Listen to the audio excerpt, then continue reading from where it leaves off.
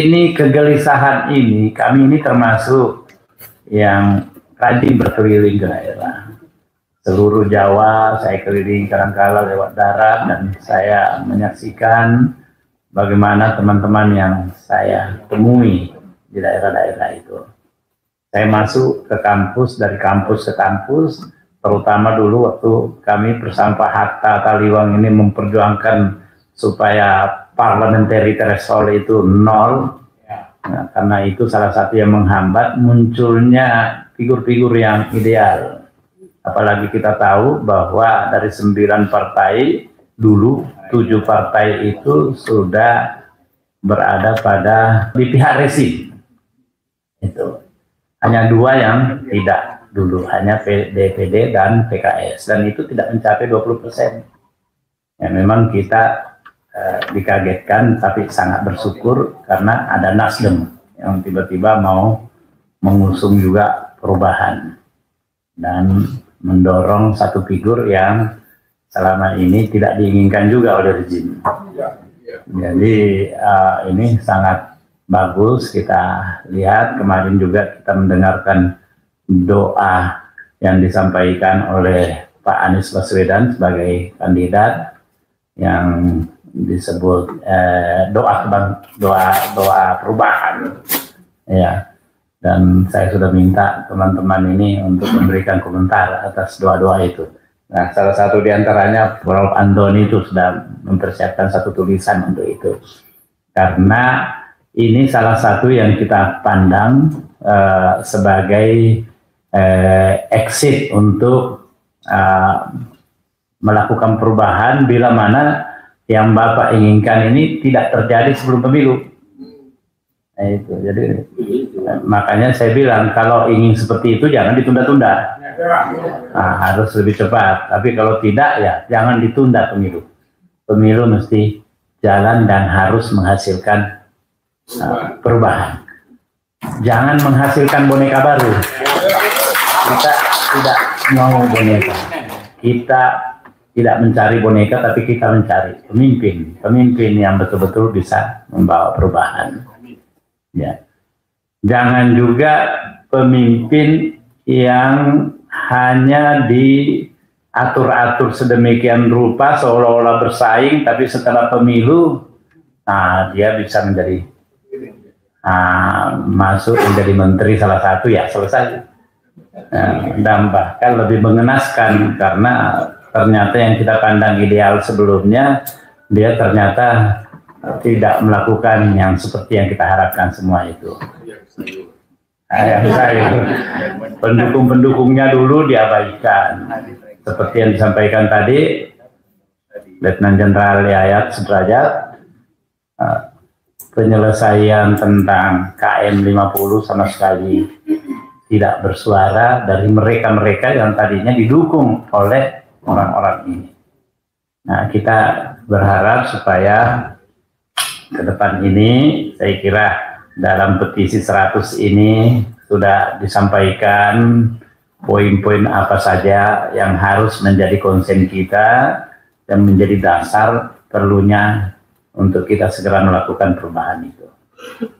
Saya kira memang setelah ini Bapak-bapak ini, Bapak Ibu sekalian harus tetap mendesak supaya di ruang sebelah ini, di DPR ini harus bisa menerima Bapak, karena ini tidak ada alasan untuk tidak menerima siapapun yang menyampaikan aspirasinya. Karena itu baik DPR maupun MPR, ya saya kira tidak ada alasan kesibukan yang bisa menghalangi untuk menerima aspirasi daripada teman-teman ini.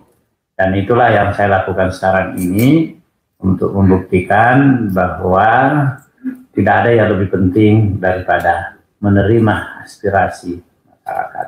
Apalagi kita tahu ini adalah aspirasi yang sangat fundamental, yang sama-sama kita akan perjuangkan untuk mewujudkan. Saya kira demikian. Terima kasih kepada semuanya. Sekali lagi, pada lebih khusus pada delegasi yang memimpin rombongan ini. Demikian, wabillahi taufiq wal hidayah. Assalamualaikum warahmatullahi wabarakatuh. Waalaikumsalam warahmatullahi wabarakatuh.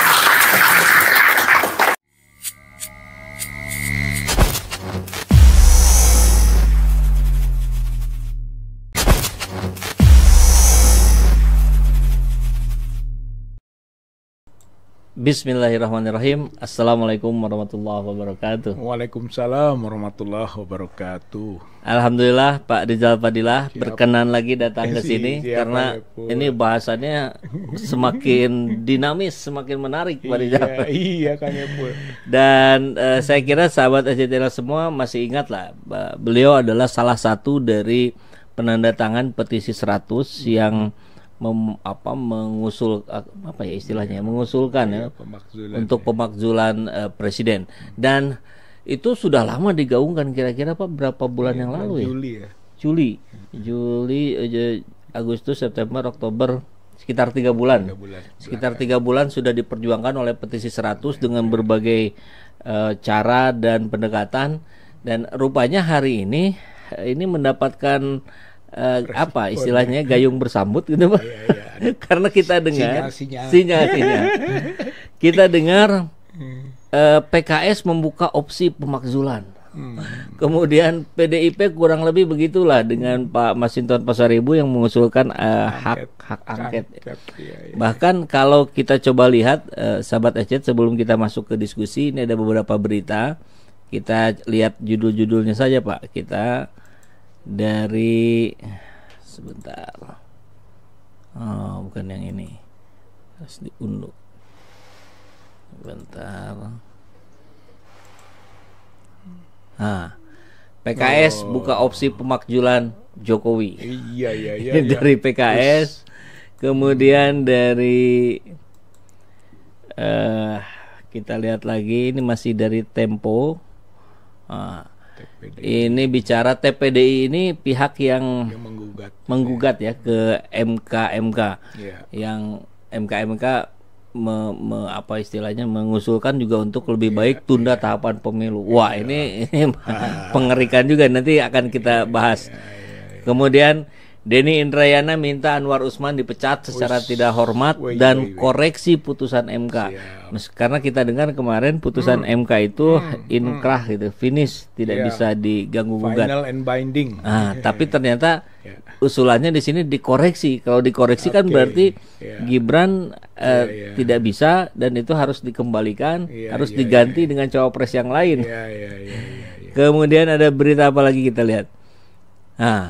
Pelapor dugaan pelanggaran etik Hakim MK, harusnya Gibran tak bisa maju cawapres. Nah, ini konstelasinya menarik karena ini juga berapa kali kita bahas dengan Pak Rizal Fadilah. Ini ada di sini tuh ada nuansa Mega versus Jokowi, ada nuansa pemakzulan Jokowi. Bahkan kalau pemakzulan Jokowi ada sebab yang lain juga kalau tidak salah ya, terkait dengan ijazah palsu juga. Bisa jadi juga.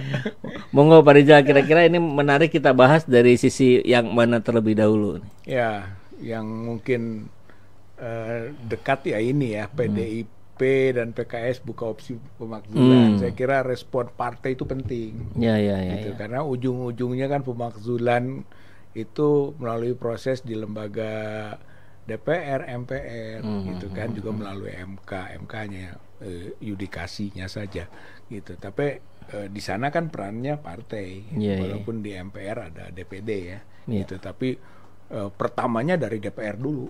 DPR berarti ada partai. Gitu. Saya masih ingat dulu nada-nada miring kan biasalah dalam hal apapun selalu muncul itu terkait aktivitas yang dilakukan oleh petisi 100. Wah, ini ngapain ini, emang semudah itu memakzulkan presiden dan segala macam. Ternyata sekarang terjawab nih, ujungnya justru sebetulnya ke DPR. Iya. Ya, jadi perubahan konstelasi lah. Konstelasi. Karena politik itu kan biasa berubah dengan cepat. Betul. Yang tadinya teman jadi lawan, itu yang lawan jadi berteman, itu dengan cepat saja. Kalau Mbak Puan gitu bilangnya kan gini katanya Pak Rizal, teman jadi lawan makin banyak. Lawan makin banyak. Iya. Ya, artinya bahwa sesuatu yang asalnya tidak mungkin gitu kan, tapi proses politik yang bergerak bisa menjadi mungkin dan akhirnya bisa direalisasikan gitu. Jadi soal pemakzulan ini rasional kok gitu. Intinya adalah bahwa memang Jokowi sudah kehilangan legitimasi sebenarnya politik gitu ya, hanya legitimasinya hukum. Tapi dari pandangan publik sudah terlalu banyak itu cacat dan dosa-dosa politik Jokowi gitu, sehingga sudah wajar kalau makzul gitu. Itu sebetulnya sudah menjadi pandangan umum gitu, yang hanya terhambat justru oleh bagaimana memerankannya partai-partai politik yang harusnya berada di depan untuk proses pemakzulan. Tapi ternyata sekarang gitu kan, kepentingan partai politik bergeser. Yang tadinya semua pro Jokowi sekarang pecah belah ini.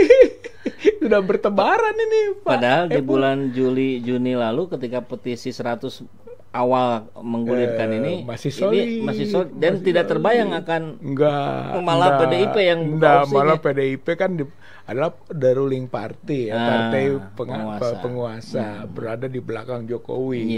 Dia harus memproteksi kan, sehingga kelihatan kecil kemungkinan lah PDIP itu akan masuk dalam proses ini.